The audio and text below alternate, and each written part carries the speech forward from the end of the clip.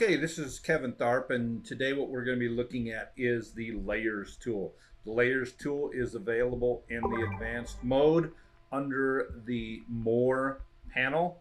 So you go in, you click Layers, and it's going to bring up a floating panel that contains the various layers that you are working with.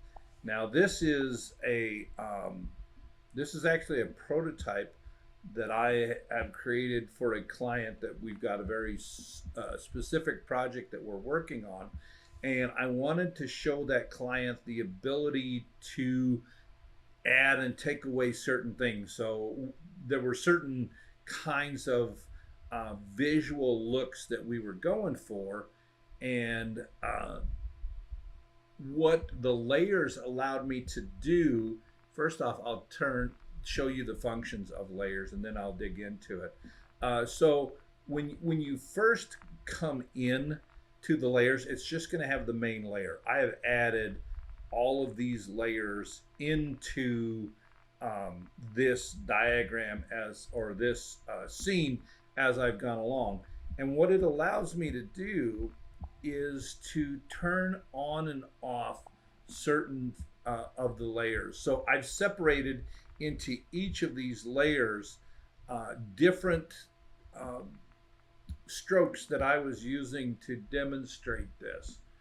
So if I come in, trying to figure out the best way to let you see this here. All right, so if I was to come in and I wanted to add one of the items back, I could show that element, and you'll notice that this kind of gyroscope looking thing shows on. So I can turn that on and off.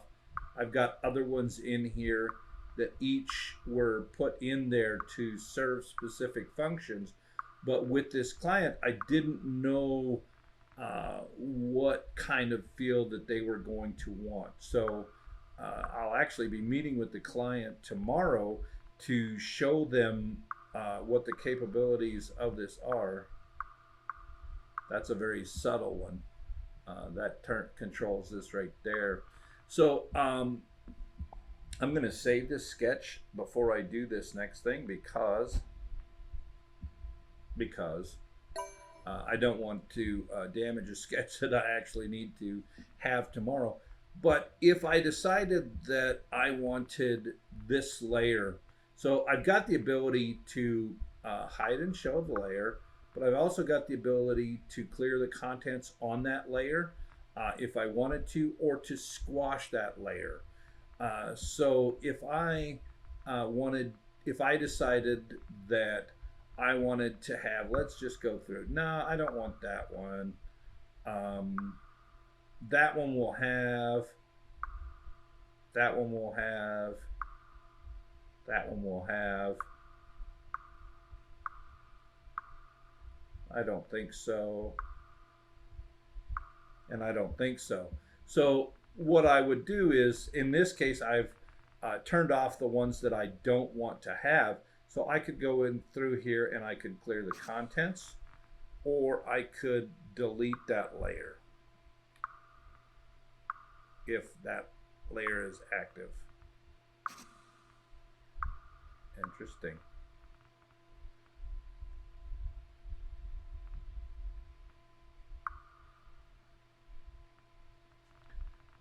So if I delete the contents of the layers that I don't want,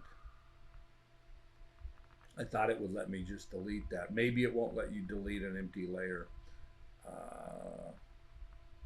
Let's try that. It won't let you delete an empty layer. Now I've lost that layer. That's why I saved this, because trying things that I haven't done before. Anyway, so if I want to delete this layer, so that layer is the one that had this sort of gyroscope in there, and I decided I didn't want that. If I delete that layer, it deletes its contents. The other thing that I can do is I can combine these layers. So that's visible or invisible. There's my different layers. So let's just work with two layers. I want to combine these two layers. So what I'm going to do is I'm going to squash this layer. So layer one now has both of those layers in there that I can work with.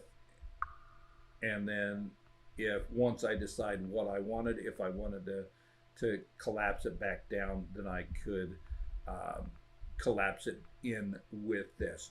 The other thing that this is really useful, the most one of the most useful things that I've encountered is when I'm working with camera paths. I'm doing a lot of moving in and around and about with different tools that are on here. And what I've found is that when I get right in there and I'm working with my camera paths that are around different strokes, all of a sudden when I'm wanting to change something, I might be grabbing the camera path, or I might be grabbing this tool. I have to be on the active layer that is there. And so I started using the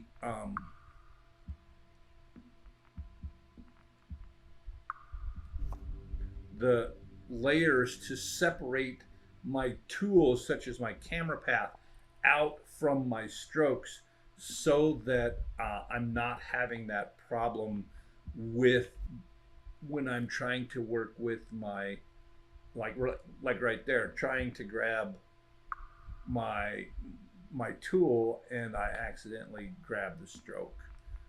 So what I've done is I've just combined them all in there, and so by separating those tools from the main layer or from the layer, it becomes easier for me to do the work that I'm doing without grabbing portions of that drawing.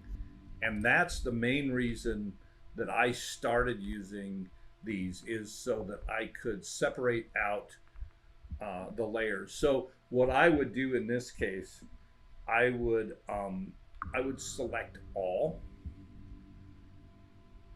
because right now I only have one layer. I would create a new layer. I would make that my active layer, and then I would copy the selection to the current layer. So as I turn this off and deselect everything, you'll see that those strokes are on both layers.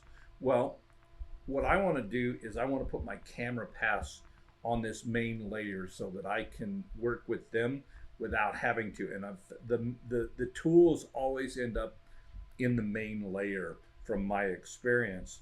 So what I want to do is I want to go to that layer and I want to clear the contents of that. And I'll hide the other one. I want to clear those contents, and that shows that the only thing that's left, and actually my camera paths disappeared too. When I cleared the contents of the main layer, it cleared my camera tools too. So that's an interesting thing to notice. But I can put my camera path tool in here, and then when I have that as my active layer, I won't be grabbing the other items that are in there. The only thing that I'll be grabbing when I have that main layer active is those items that are part of that main layer. So you see I'm using the selection tool, and I cannot grab items that are not in the active layer.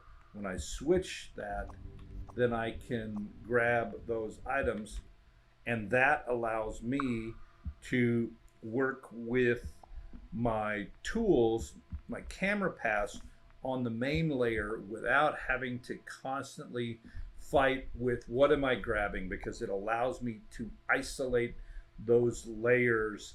So layers in, if you've done other graphic designs, let me turn that off. If you've done other work with graphic design, Photoshop, those kind of things, they use layers, but what those layers are doing is they're simulating a three-dimensional space. Well, since we're in a three-dimensional space, we don't have to simulate that. We have that three-dimensionality there. What the layers do, instead of kind of being sheets, clear sheets laid one on top of each other, is they become containers that share the same space, and it allows you to isolate the things that you're working on in one of those layers without it affecting the others.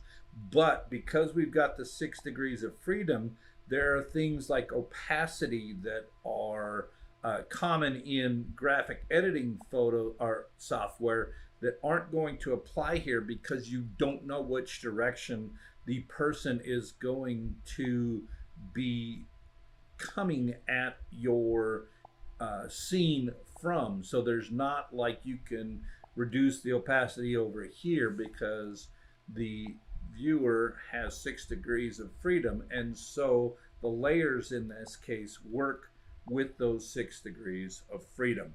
And that's the layers tool. I would recommend that you get in the habit of doing this, because as you get into more and more complicated processes, you're going to find that you need that ability to isolate certain types of items. All right, so that is our layers tool. And that's all I've got for you today. I will talk to you later. Bye-bye.